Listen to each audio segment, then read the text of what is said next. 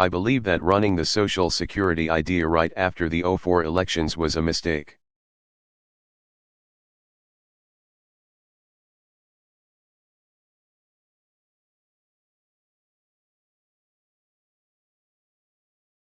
I should have argued for immigration reform.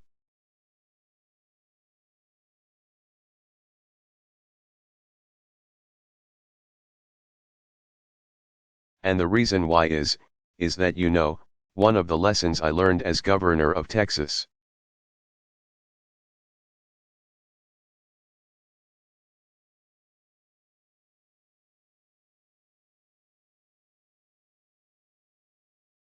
By the way, is legislative branches tend to be risk adverse.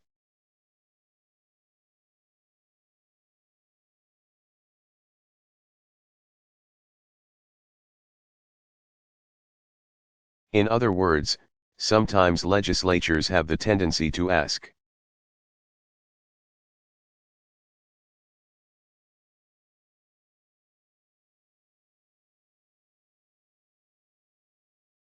Why should I take on a hard task when a crisis is not imminent?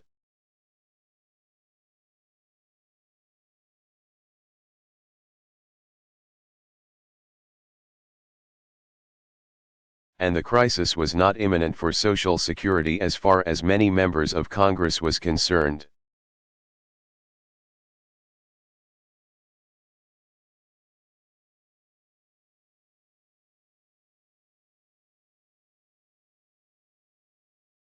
As an aside, one thing I proved is that you can actually campaign on the issue and get elected.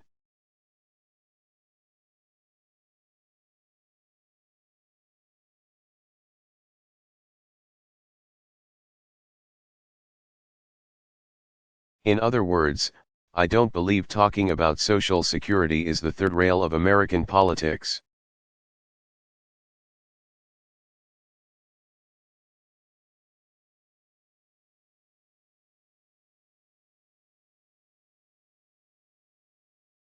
I, matter of fact, think that in the future,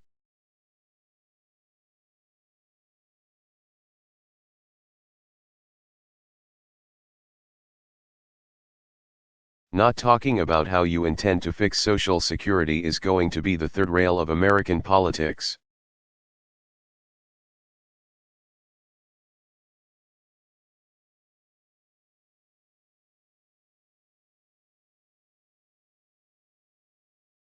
One thing about the presidency is that you can only make decisions, on the information at hand.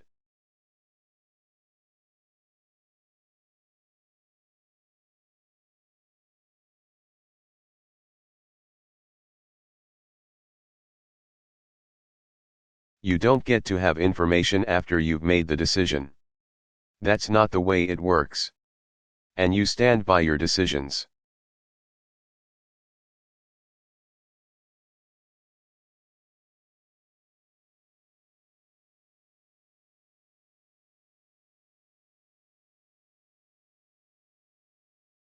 And you do your best to explain why you made the decisions you made.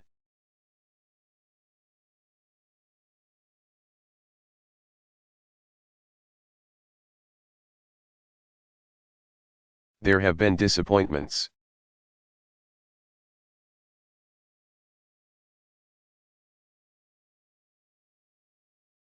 Abu Ghraib obviously was a huge disappointment during the presidency.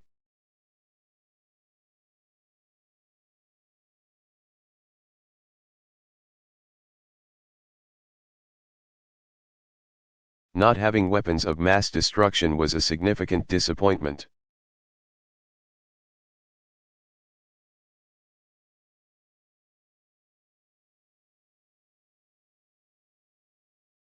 I don't know if you want to call those mistakes or not.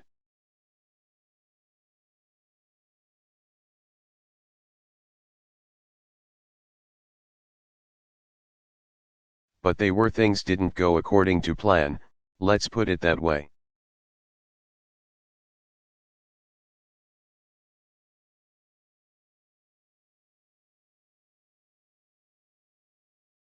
Anyway, I think historians will look back and they'll be able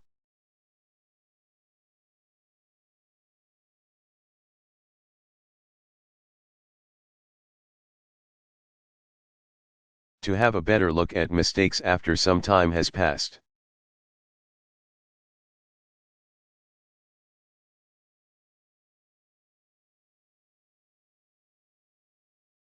Along Jake's question, there is no such thing as short-term history.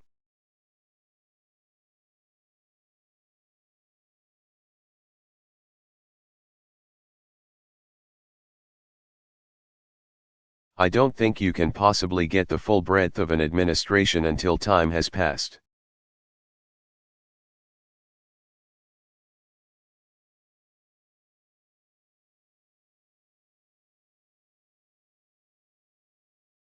Where does a president's decisions have?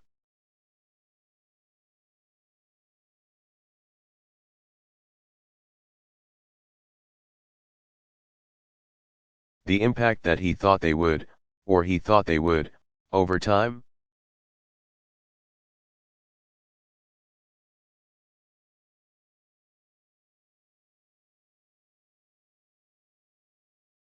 Or how did this president compare to future presidents?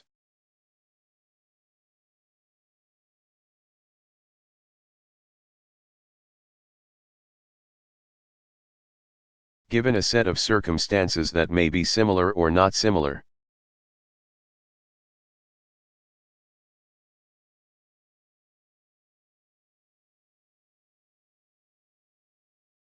I mean, it's just impossible to do. And I'm comfortable with that.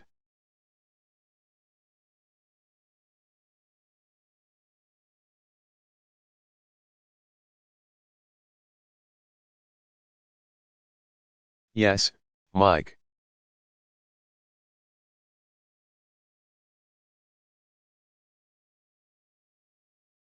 Question: one of the major objectives that the incoming administration has.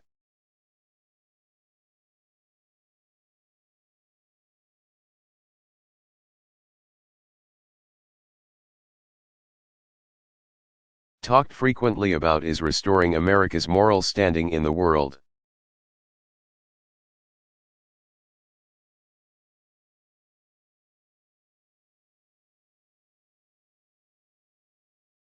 And many of the allies of the new president, I believe that the president-elect himself has talked about the damage that Gitmo.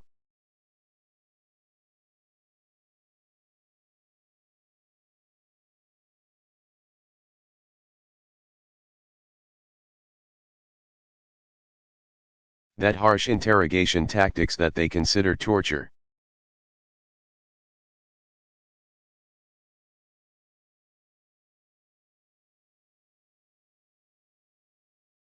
How going to war in Iraq without a UN mandate have damaged America's moral standing in the world?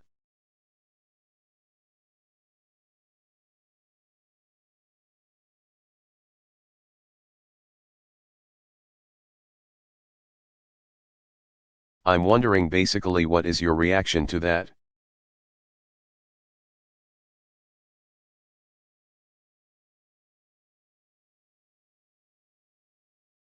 Do you think that something that the next president needs to worry about?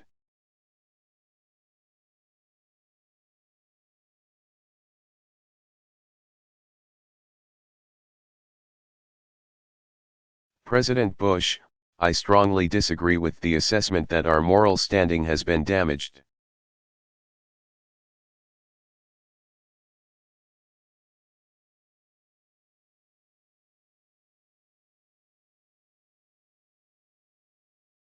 It may be damaged amongst some of the elite, but people still understand America stands for freedom.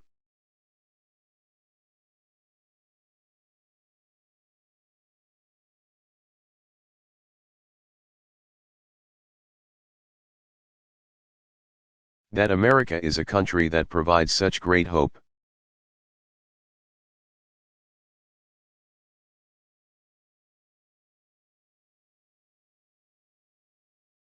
You go to Africa, you ask Africans about America's generosity and compassion.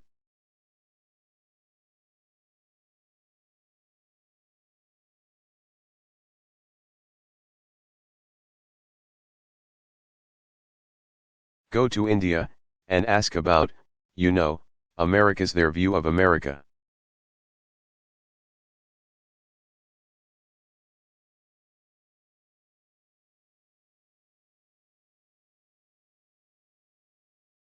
Go to China and ask. Now, no question, parts of Europe have said that we shouldn't.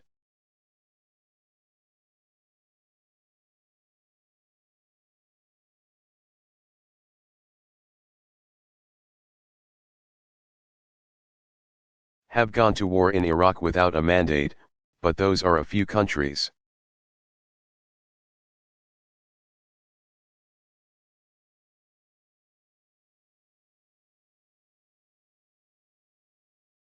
Most countries in Europe listen to what 1441 said, which is disclose, disarm, or face serious consequences.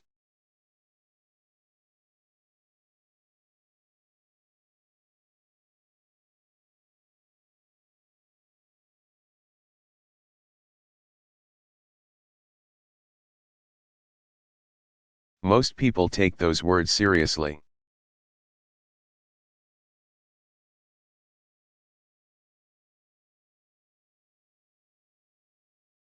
Now, some countries didn't, even though they might have voted for the resolution.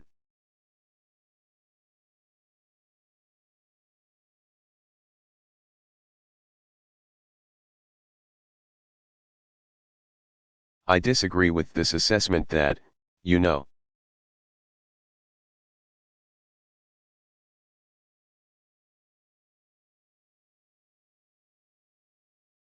people view America in a dim light. I just don't agree with that. And I understand that Gitmo has created controversies.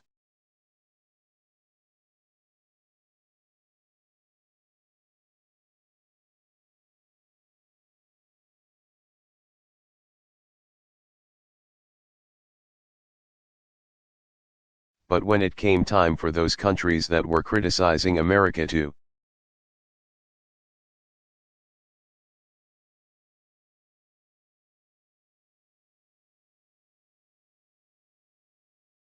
take some of those detainees, they weren't willing to help out.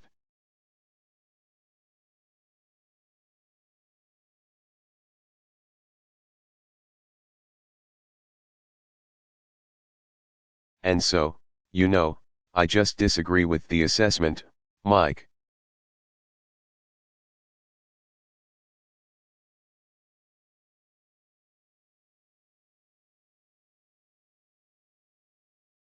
I'll remind, listen, I tell people, yes, you can try to be popular.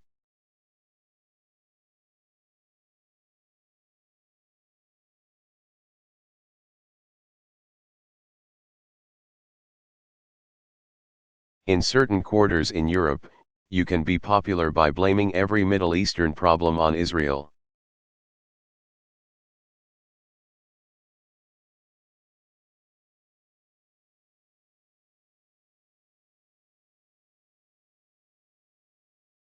Or you can be popular by joining the International Criminal Court.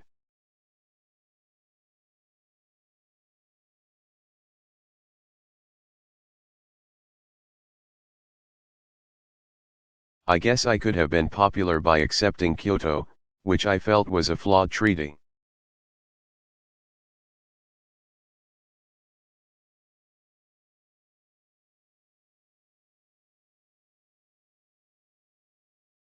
And proposed something different and more constructive.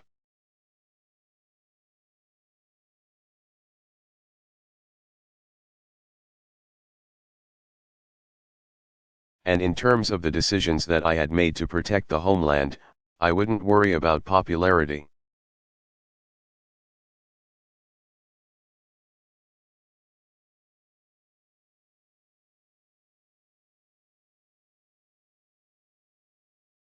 What I would worry about is the Constitution of the United States.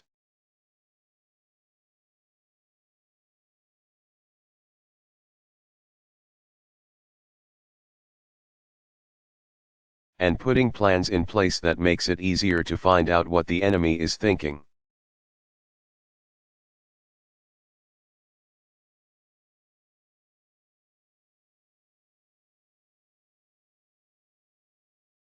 Because all these debates will matter not if there's another attack on the homeland.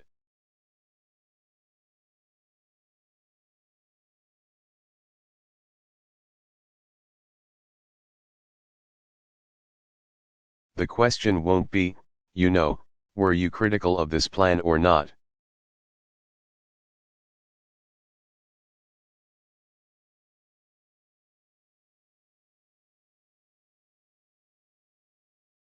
The question is going to be, why didn't you do something?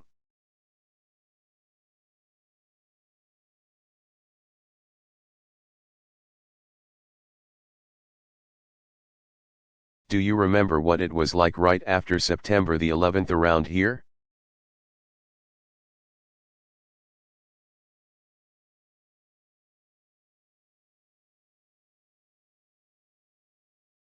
In press conferences and opinion pieces and in stories that sometimes were news stories and sometimes opinion pieces, people were saying,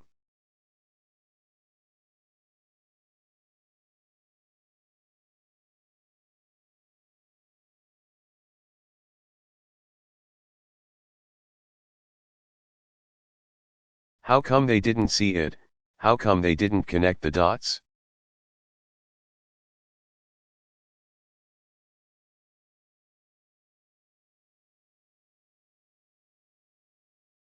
Do you remember what the environment was like in Washington?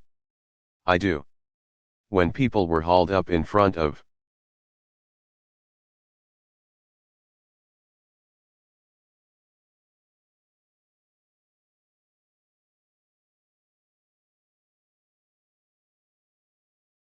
Congress, and members of Congress were asking questions about, how come you didn't know this, that, or the other?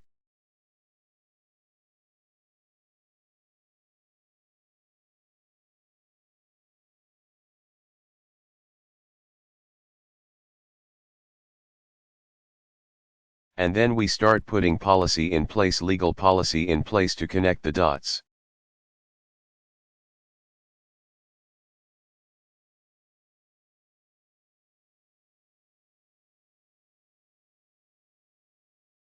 And all of a sudden people were saying, how come you're connecting the dots?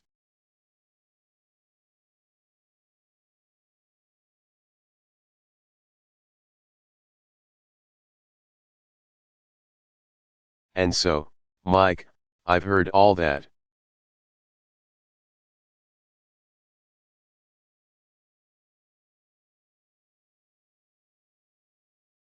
I've heard all that. My view is that most people around the world, they respect America.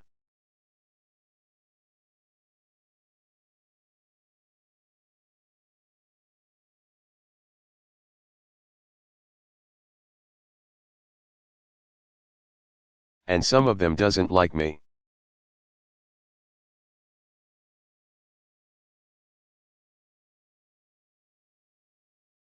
I understand that some of the writers and the, opiners and all that.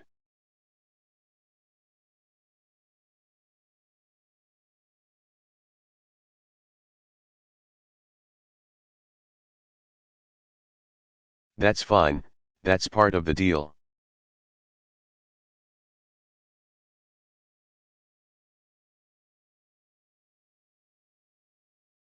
But I'm more concerned about the country and how people view the United States.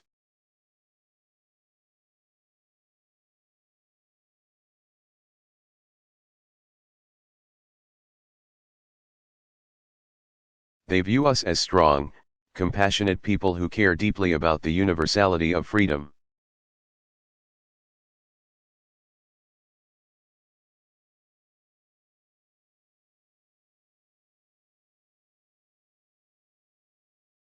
Roger.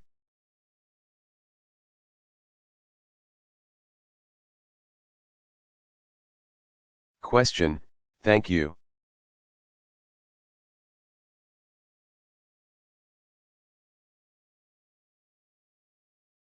Mr. President, you spoke a moment ago about using taxpayers' money for the TARP program.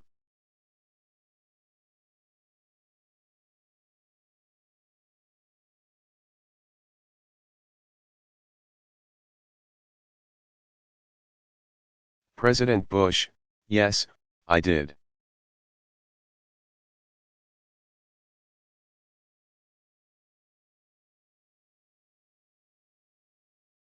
Question: The first $350 billion is out the door, it's been spent.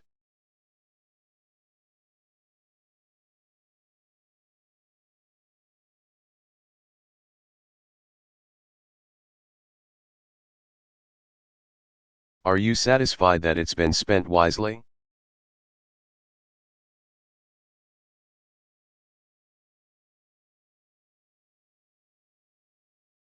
And for the second $350 billion that's under consideration?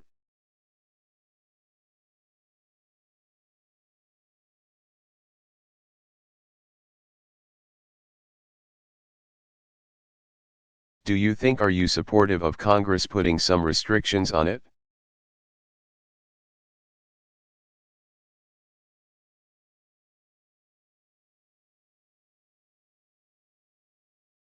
President Bush: I'm supportive of the president-elect working.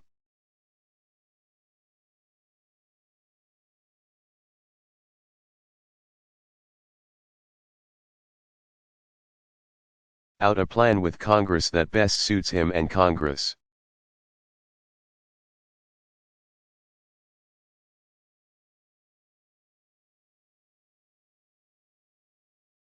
That's what he's going to have to do.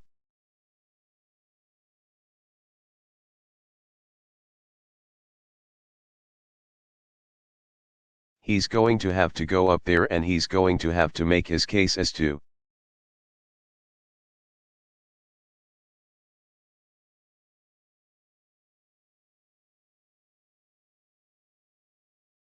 why the $350 billion is necessary. And he knows that. This is nothing new.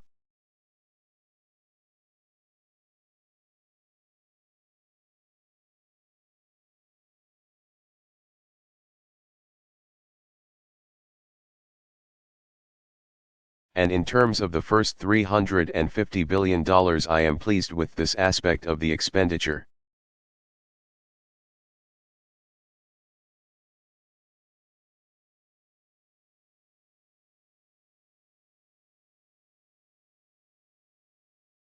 And that is that the financial markets are beginning to thaw.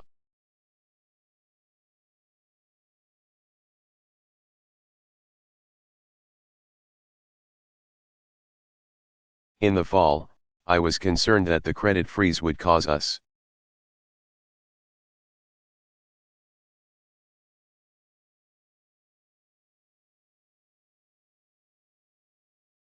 to be headed toward a depression greater than the Great Depression.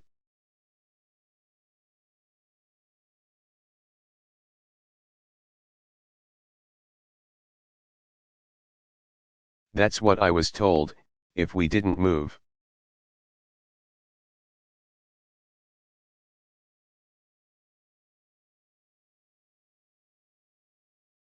And so, therefore, we have moved aggressively.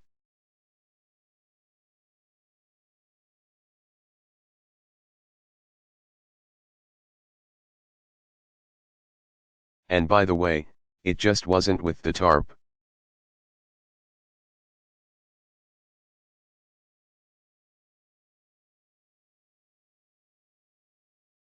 If you think about AIG, Fannie, and Freddie, a lot of the decisions that were made in this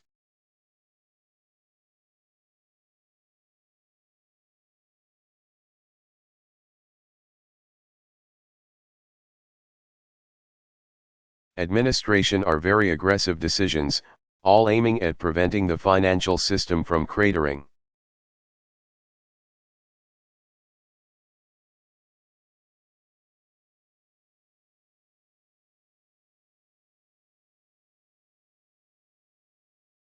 Question: Mr.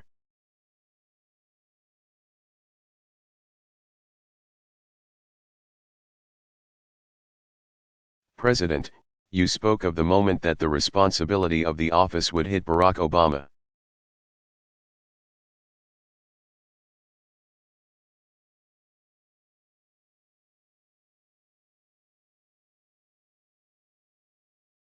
The world is a far different place than it was when it hit you.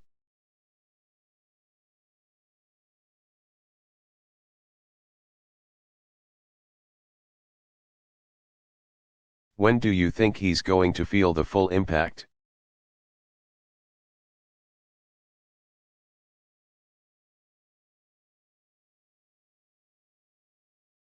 And what, if anything, have you and the other presidents shared with him about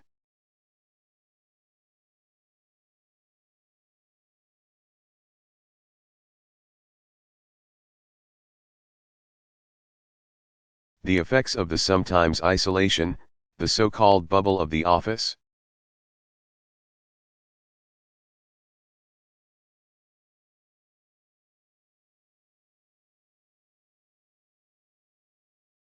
President Bush, yes, that's a great question.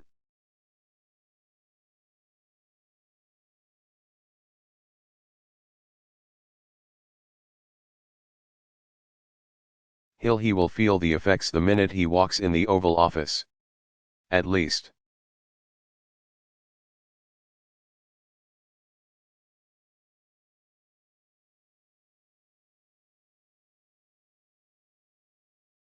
That's when I felt. I don't know when he's going, he may feel it the minute he's gets sworn in.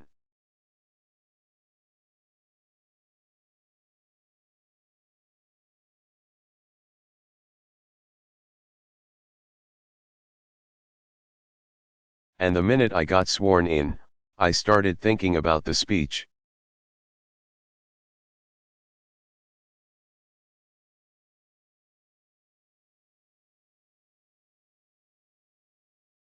And so, but he's a better speech maker than me, so he'll be able to, I don't.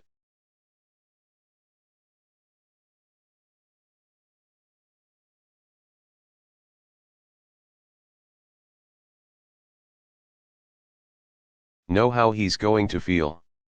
All I know is he's going to feel it. There will be a moment when he feels it.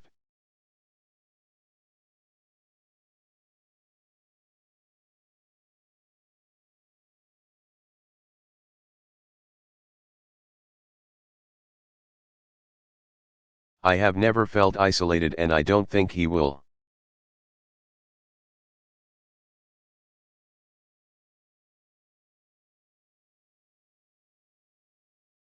One reason he won't feel isolated is because he's got a fabulous family and he cares a lot about his family.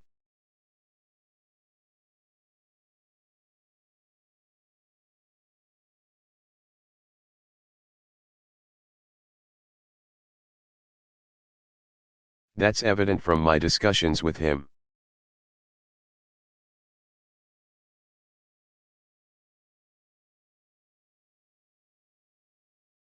He's a 45-second commute away from a great wife and 2 little girls that love him dearly.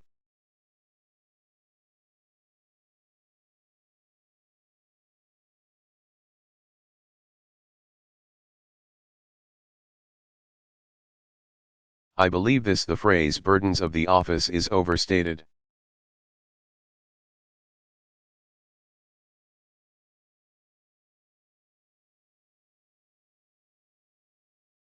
You know, it's kind of like, why me? Oh, the burdens.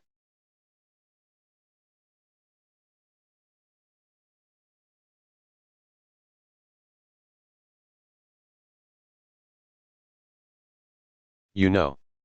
Why did the financial collapse have to happen on my watch?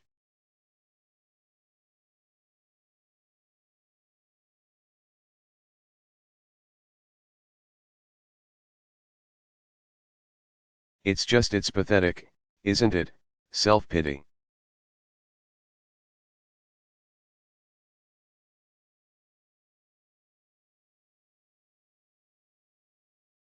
And I don't believe that President-elect Obama will be full of self-pity.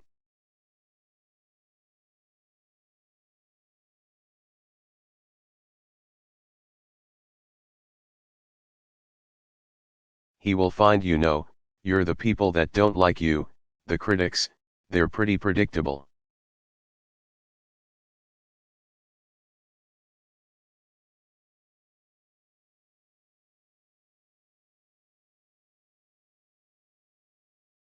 Sometimes the biggest disappointments will come from your so-called friends.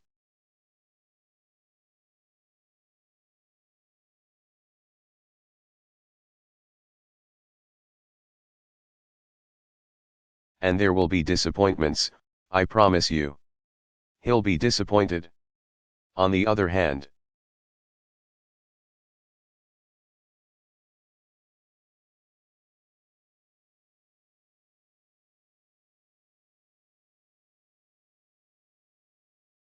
the job is so exciting and so profound that the disappointments will be clearly, a minor irritant compared to the